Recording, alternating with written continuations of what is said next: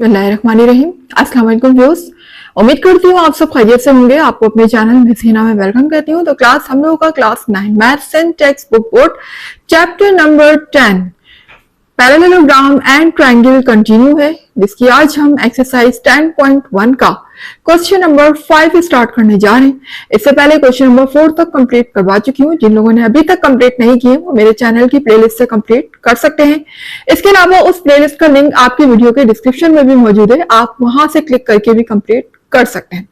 तो चलिए फिर स्टार्ट करते हैं क्वेश्चन नंबर 5 एक्सरसाइज 10.1।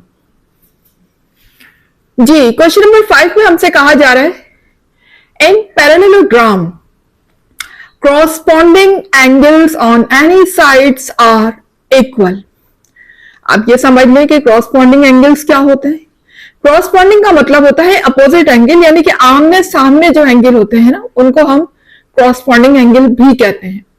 ये तो आपको मैंने स्टार्टिंग में बता दिया था कि B का अपोजिट एंगल D है, A का अपोजिट एंगल C है, यानी ये क्या है, आपस में अपोजिट एंगल्स है। और यही बात हमें पैरेललोग्राम में प्रूव करनी है कि these opposite angles are equal. ठीक है, यानी एंगल B जो है वो एंगल D के इक्वल होना चाहिए और एंगल A जो है वो एंगल C के इक्वल होना चाहिए। यही बात हमें इस क्वेश्चन में प्रूव करनी है। तो इसके लिए हम एक पैरेललोग्राम ड्रॉ कर लेंगे और सेंटर से यहां से एक लाइन ड्रॉ करेंगे। ठीक है, यहां से देखिएगा ए से सी तक हम एक लाइन ड्रॉ कर ली हमने। उसके बाद आप देख सकते हैं यहां पर एंगल परफॉर्म हो गए। तो पहले तो हम लिख लेते हैं क्या क्या चीजें हमें गिवन है और क्या हमें रिक्वायर्ड है, वो सारी चीजें इधर मेंशन कर देते हैं। तो लिखिएगा इन पैरेललोग्राम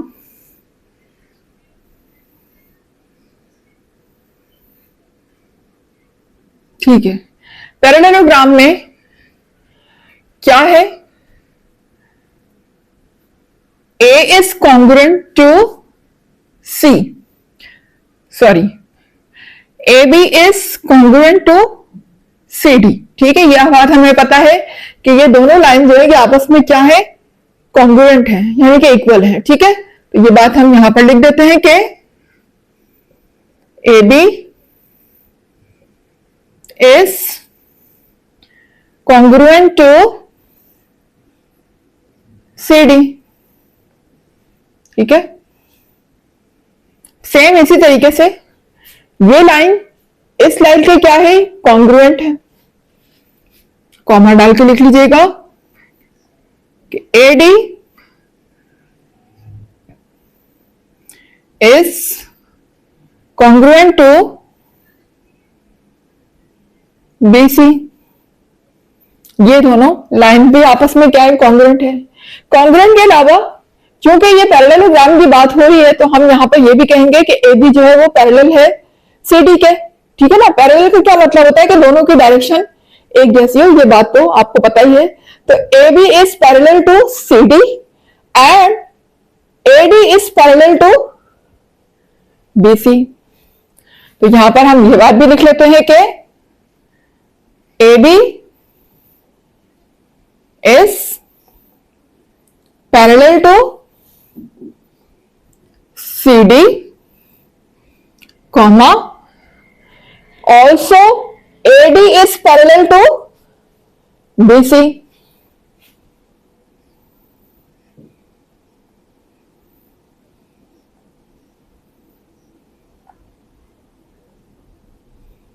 ठीक है, अच्छा अब इसमें हमें प्रूफ क्या करना है, प्रूफ हमें ये करना है कि अपोजिट्स एंगल्स आर इक्वल। ठीक है ना, किसी भी साइड्स के अगर हम इनकी अपोजिट साइड देखें, ये वाली साइड देखें, ये वाली साइड देखें, ये वाली साइड देखें, ये वाली, तो अगर हम अपोजिट एंगल को कंपेयर करें तो वो आपस में क्या होंगे, कॉन्ग्रुएंट होंगे या इक्वल होंगे। यहाँ पर इक्वल का वर्ड यूज हुआ है तो हम इक्वल बोल देते हैं।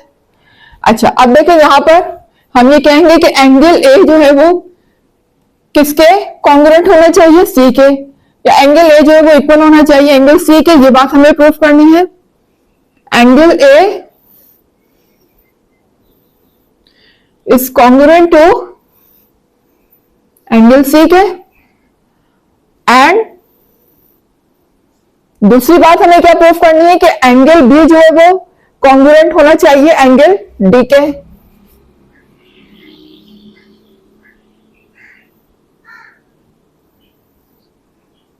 ठीक है, ये दोनों एंगल आपस में क्या हो, जो अपोजिट एंगल है ये आपस में इक्वल होने चाहिए, यही बात हमें इसमें प्रूफ करनी है। तो जी अब हम अपने दो कॉलम बना लेंगे, एक स्टेटमेंट का और एक रीजन का। तो क्लास आप देख सकते हैं मैंने ए से लेकर सी तक एक लाइन ड्रॉ करी है, यानी पैरेललोग्राम को इस तरह से हाफ हाफ दो पार्ट में डिवाइड कर दिया। तो अब देखिए यहाँ पर जब मैंने ये लाइन ड्रॉ करी तो मुझे कुछ एंगल मिले, एक एंगल यहाँ मिला, एक एंगल ऊपर मिला, एक यहाँ एक यहाँ। तो मैंने इनको नाम दे दिया, this is angle 1, this is 2, 3 and 4। अपनी तरफ से आप कोई भी नाम दे सकते हैं। मैंने यहाँ पर फिगर का नाम दे दिया, यानी इसमें नंबरिंग कर दी। आप चाहे तो कोई और नाम स्मॉल एबीसीडी भी कह सकते हैं, इट डजंट मैटर, कि आपकी अपनी सपोजिशन है।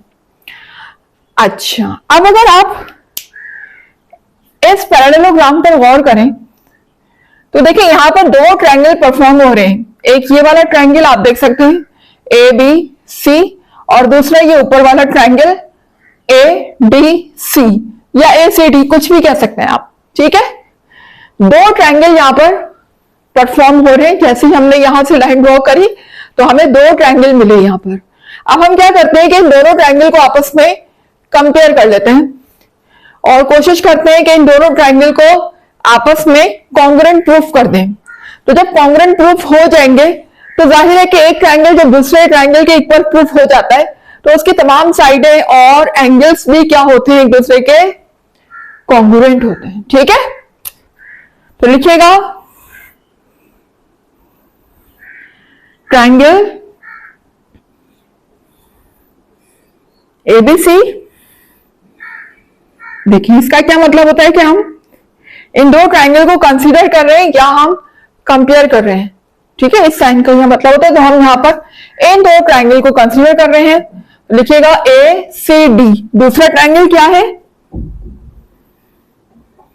ए सी डी। ठीक है जी, अगर हम इन दोनों ट्रायंगल पर गौर करें तो देखिएगा क्लास, मैंने आपको लास्ट क्लास में भी ये बात बताई थी ऑल्टरनेट एंगल और इंटीरियर एंगल के बारे में। थोड़ा सा कॉन्सेप्ट अभी दोबारा से क्लियर कर देती हूं मैं कि देखिए बेसिकली ऑल्टरनेट एंगल क्या होता है, ये बात आपको, चलिए ऐसा करती हूं मैं यहां पर दोबारा से एक्सप्लेन कर देती हूं। देखिए क्लास, ये दो पैरेलल लाइन है। ठीक है, अब गौर से समझिएगा, ऑल्टरनेट एंगल और इंटीरियर एंगल का कॉन्सेप्ट क्लियर करने की कोशिश कर रही हूं। गौर से देखिएगा कि क्या होता है दोनों एंगल में फर्क। अब ये लाइन इन दोनों के सेंटर से इस तरह से दो पैरेलल लाइन को क्रॉस करती हुई गुजर रही है, यानी इंटरसेक्ट कर रही है दोनों पैरेलल लाइन को। तो ये लाइन जो दोनों पैरेलल लाइन को इंटरसेक्ट कर रही है, दिस इज कॉल्ड ट्रांसवर्सल। इसे हम क्या कहेंगे, ट्रांसवर्सल।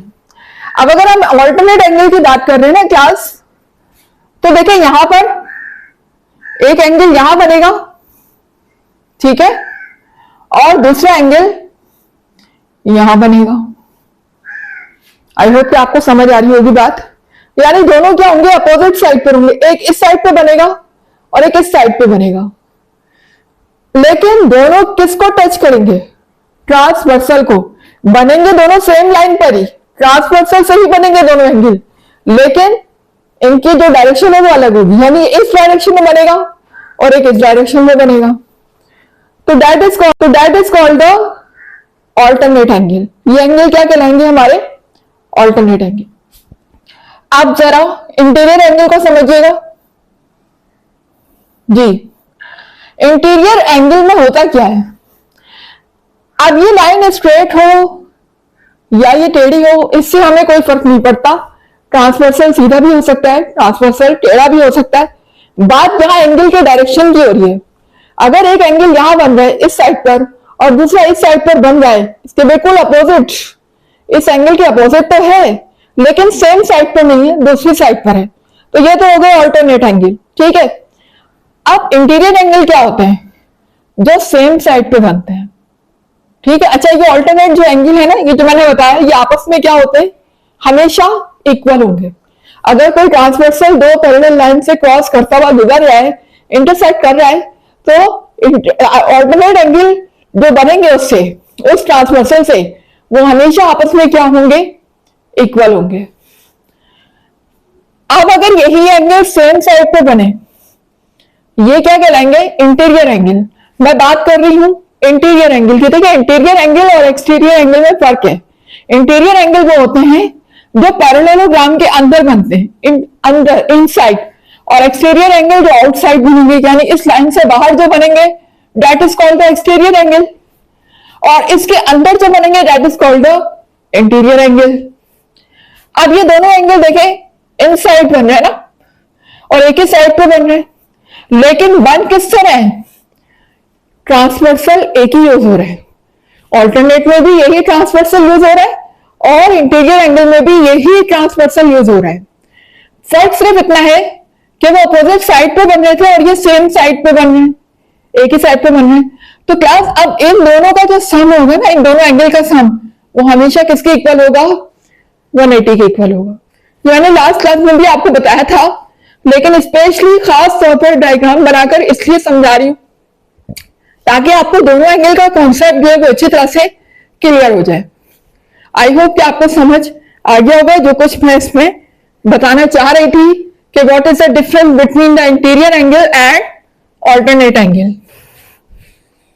अब जरा देखिएगा, यहां पर ये लाइन पैरेलल है, ये लाइन भी पैरेलल है, दोनों लाइन पैरेलल है। अब ये जो लाइन गुजर रही है बीच से, ये क्या है? इन पैरेलल लाइन को छूती हुई गुजर रही है ना, ये भी इस पैरेलल लाइन को यहां से इंटरसेक्ट कर रही है, यहां से भी इस पैरेलल लाइन को इंटरसेक्ट कर रही है। तो this line is a transversal. क्या कहेंगे इसको? ट्रांसवर्सल। अब जब ये ट्रांसवर्सल गुजर रहा है दो पैरेलल लाइन से, तो यकीनन ये एंगल भी बना रहा है। एक एंगल यहां बन रहा है, एक एंगल यहां बन रहा है। तो क्लास दोनों को अगर हम अपोजिट साइड के एंगल को देखें, एक एंगल यहां और एक एंगल यहां, अभी अभी यही आपको मैंने समझाया कि जब ट्रांसवर्सल दो पैरेलल लाइन से गुजरता है और अपोजिट एंगल को अगर हम देखें तो वो आपस में क्या होते हैं? इक्वल होते हैं। सेम इसी तरह से आप देख सकते हैं कि एंगल 1 इस साइड पे बन रहा है और एंगल 4 इस साइड पे बन रहा है, यानी लेकिन ट्रांसवर्सल दोनों के लिए एक ही यूज हो रहा है। ये भी इसी ट्रांसवर्सल पे बन रहा है, ये भी इसी ट्रांसवर्सल पे बन रहा है। फर्क इतना है कि दोनों अलग अलग डिफरेंट साइड पे बन रहे हैं, ये इस साइड पे और ये इस साइड पे, लेकिन क्या होंगे? आपस में इक्वल होंगे। जी, तो हम यहां पर कह सकते हैं कि एंगल 1 जो है वो इक्वल है किसके? एंगल 4 के, या you can say the congruent. ठीक है, यहां पर ज्योमेट्री है तो हम वर्ड यूज करेंगे कॉन्ग्रुएंट का। Angle 1 is congruent to angle 4। ठीक है, अब इसकी रीजन क्या लिखेंगे हम आगे? इसकी रीजन हम लिखेंगे because this is an alternate angle. ठीक है, यहां पर हम लिखेंगे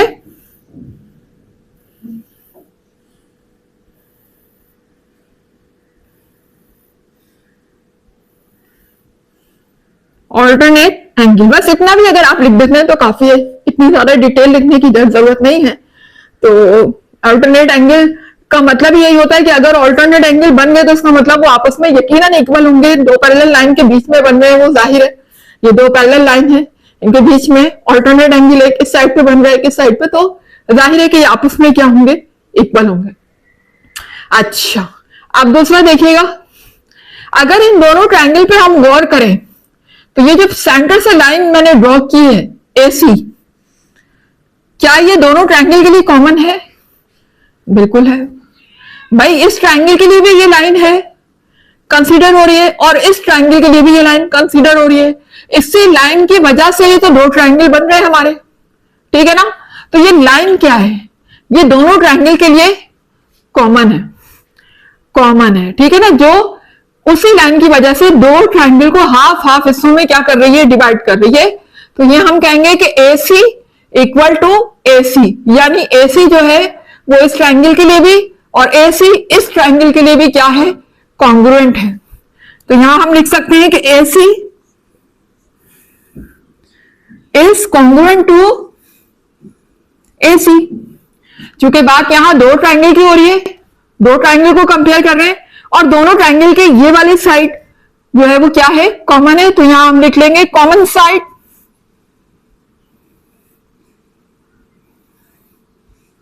ठीक है, this is a common side. उसके बाद देखिएगा, अब अगर angle 1 and angle 4 alternate angle थे, ठीक है ना, अपोजिट साइड पे मैंने कहा था कि ये दोनों इक्वल है, तो सेम इसी तरह से एंगल 2 और एंगल 3 भी तो अपोजिट साइड पर है भाई। ये यहां बन रहा है, ये यहां बन रहा है, तो ये भी क्या है, this is also alternate angle. जैसे ये ऑल्टरनेट एंगल थे ऐसे ये भी ऑल्टरनेट एंगल है। तो सेम यहां पर हम इसको भी लिख सकते हैं कि एंगल 2 जो है वो किसके इक्वल है, एंगल 3 के। तो यहां लिख दीजिएगा angle 2 is congruent to angle 3। ठीक है, जो रीजन आपने ऊपर लिखी वही यहां लिख दीजिए, क्योंकि ये भी ऑल्टरनेट एंगल है एक दूसरे के, एंगल 2 एंड एंगल 3। तो यहां भी हम वही रीजन लिखेंगे, सेम ऑल्टरनेट एंगल। ठीक है जी। अब आप देख सकते हैं क्लास के यहां पर एंगल, साइड, एंगल, तीन चीजों को हमने दो ट्रायंगल में क्या कर दिया, कॉन्ग्रुएंट कर दिया, इक्वल कर दिया। तो इसका मतलब अब ये हो गया कि यहां पर हम एक पोस्टुलेट हमने प्रूव कर दिया। कौन सा पोस्टुलेट, एंगल, साइड, एंगल। जब हमने इन तीन चीजों को एक दो ट्रायंगल में प्रूव कर दिया कि ये आपस में इक्वल है, तो इसका मतलब ये हो गया कि ये वाला ट्रायंगल इस ट्रायंगल के क्या हो गया, कॉन्ग्रुएंट हो गया। तो यहां लिख दीजिए triangle ABC is congruent to triangle ACD. ये आपस में क्या हो गए, कॉन्ग्रुएंट हो गए, ये बात प्रूव हो गई। लेकिन यहां पर कौन सा पोस्टुलेट लगा है, उसकी रीजन तो पता है ना, आप किस वजह से ये इक्वल हुए। तो पोस्टुलेट यहां पर लगा है angle, side, angle, angle, side, angle. ठीक है, तो यहां हम क्या लिखेंगे, एंगल, साइड, एंगल। तो क्लास आपने देखा, हम लोगों ने ये प्रूव कर दिया कि ये ट्रायंगल इस ट्रायंगल के क्या है, एग्जैक्टली कॉन्ग्रुएंट है या इक्वल है। ठीक है, अब जब ये पूरी बात हमने प्रूव कर दी है कि ट्रायंगल दोनों आपस में कॉन्ग्रुएंट हो चुके हैं, इक्वल हो चुके हैं, तो इसका मतलब अब इसकी हर साइड, हर एंगल सब क्या होंगे, इक्वल होंगे। तो इसका मतलब तो ये हो गया कि इस ट्रायंगल में बनने वाला ये वाला एंगल, एंगल बी, किसके कॉन्ग्रुएंट होगा, एंगल डी के। ठीक है, तो यहां पर हम कह सकते हैं कि angle B is congruent to angle D. क्यों है ये दोनों आपस में कॉन्ग्रुएंट, क्योंकि अभी अभी हमने ये बात प्रूफ की कि ये दोनों ट्रायंगल चूंकि आपस में इक्वल हैं, तो लिहाजा इनके हर एंगल, हर साइड एक दूसरे के क्या होगी, इक्वल होगी। तो इसी तरह से एंगल बी जो है वो इक्वल होगा एंगल डी के। यहां पर हम कह सकते हैं कि बाय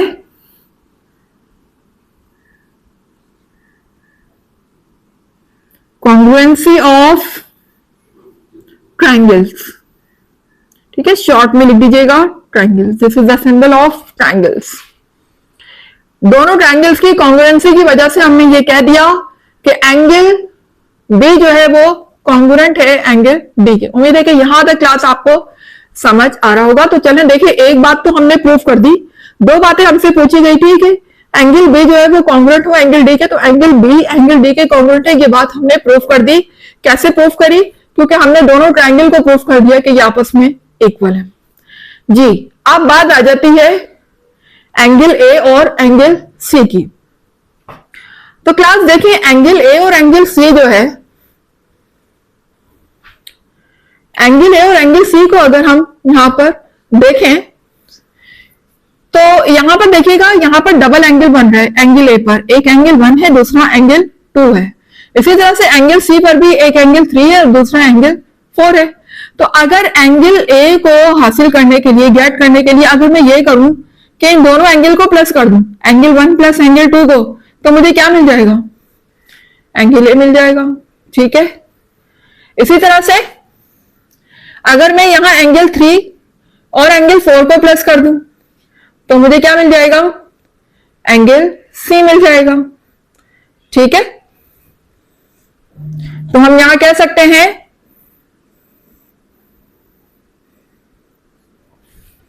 एंगल 1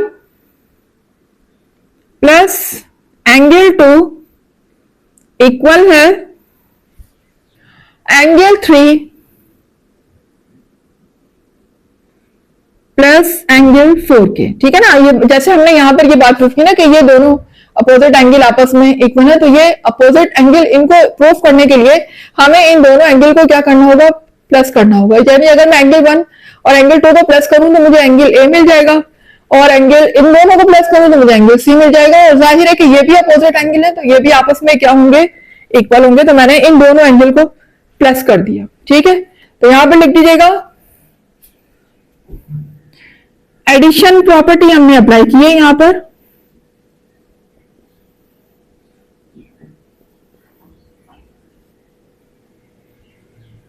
ठीक है, एडिशन प्रॉपर्टी अप्लाई की है जी। अब यहां पर करना क्या होगा, एंगल 1 एंगल 2 को प्लस करने पर मुझे बेसिकली मिला क्या है, एंगल ए मिला है ना। एंगल ए किसके इक्वल है, एंगल 1 और एंगल 2 के इक्वल है। इन दोनों को प्लस कर दो तो एंगल 1 एंगल ए आ जाएगा। तो मैं एंगल 1 और एंगल 2 के प्लेस में क्या लिख सकती हूं, एंगल ए लिख सकती हूं ना, लिख दिया भाई। इसी तरह से एंगल 3 और एंगल 4 जो है वो जब आपस में प्लस करते हैं तो बेसिकली कौन सा एंगल बनता है, एंगल सी बनता है, क्योंकि टोटल एंगल तो एंगल सी है ना। इसी तरह से यहाँ टोटल एंगल तो एंगल है। तो इसी तरह से अगर मैं एंगल 3 और एंगल 4 को यहाँ प्लस करके लिखती हूँ तो मेरे पास बेसिकली जो मिलता है मुझे वो एंगल सी मिलता है। ठीक है ना। अब इसकी रीजन क्या लिखेंगे, बिकॉज एंगल 1 प्लस एंगल 2 जो है वो इक्वल है एंगल ए के, and angle 3 plus angle 4 equal है एंगल